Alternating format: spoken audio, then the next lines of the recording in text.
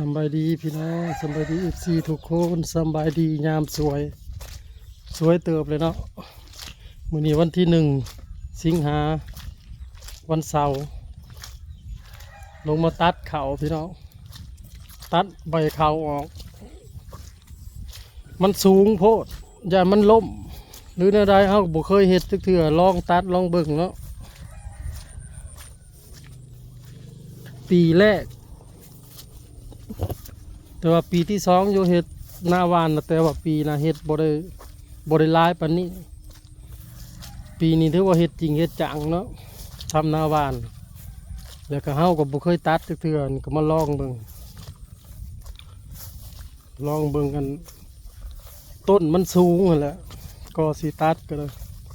คันต้นบ่สูงเฮาก็บ่ตัดดอกมันสูงแห้งแล้วมันเพื่อยตัดเอาแต่ใบมันนั่นแหละบ่ทันได้สุดเด้พี่น้องได้3ให้เลยมันสูงแห้งเลยเด้อเขานั่นนี่แหละเฮาตัดออกเฮาหย่อนลงตัดหญ้าพร้อมสิกวดไปให้งัวบัดเด้พี่น้อง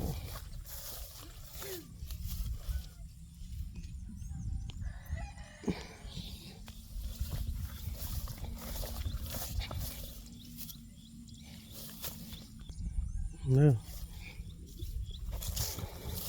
ตัดฮอนให้มันต่ำเขากับโบจักดอกว่าเฮ็ดแบบใดแต่ว่าลองเบิ่งมันถี่ลีรอได้ย่างไปจนบ่ได้ตัดกันนะก็เลยฮอนให้นี่ถือขาดลงมากวดใบมันเมื่อให้งัว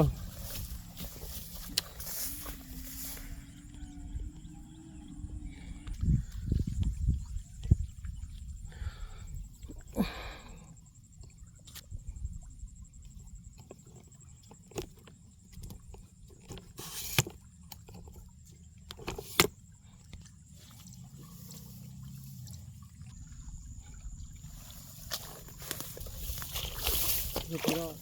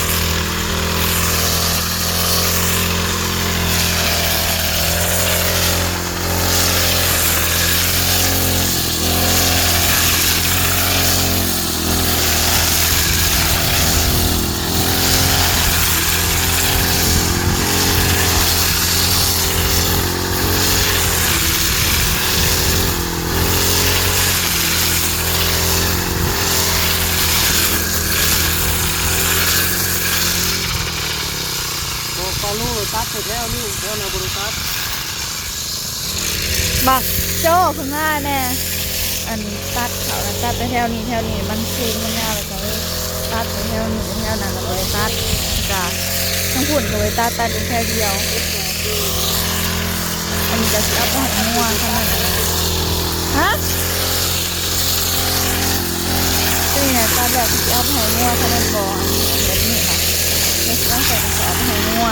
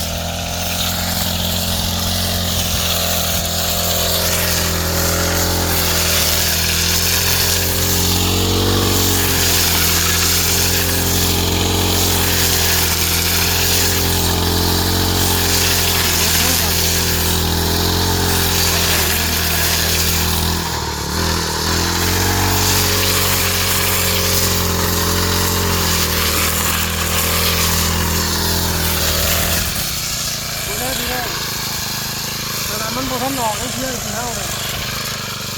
นี่บ่นี่ว่ามันออกบ่จังผู้นี้มันสิล้ม เขาบอกเคยเห็นเขาสูงปานนี้ลองเบิ่งค่ะลุง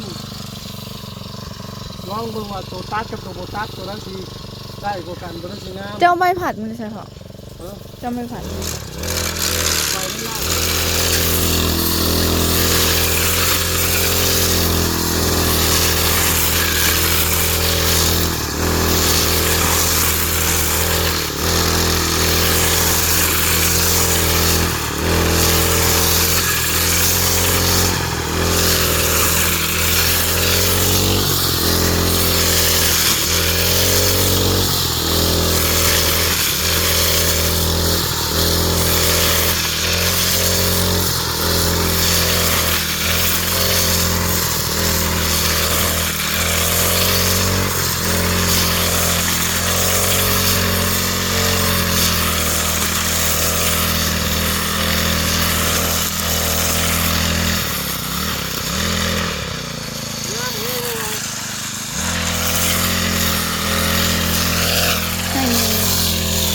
อยชิ้นอ่ะมีใส่